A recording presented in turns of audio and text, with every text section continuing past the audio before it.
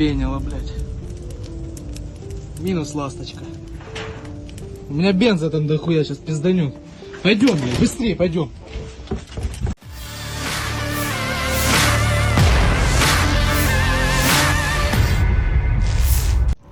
Sebuah rekaman ramai beredar di media sosial Telegram, Kamis 8 Juni 2023. Dalam rekaman tersebut memperlihatkan detik-detik terbakarnya mobil militer yang diduga milik Angkatan Bersenjata Ukraina.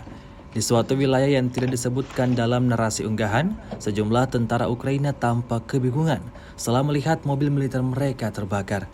Alih-alih memadamkan api, mereka justru pasrah menerima keadaan kendaraan militer mereka hangus terbakar.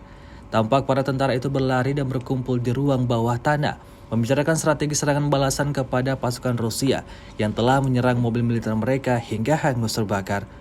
Beruntung tidak ada korban jiwa dalam peristiwa ini. Hingga video ini beredar beragam komentar, dituliskan warganet.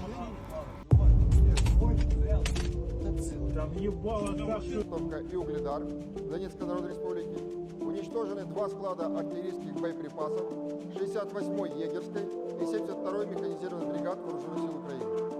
За сутки нанесено поражение 103 артиллерийским подразделениям Вооруженных сил Украины на огневых позициях.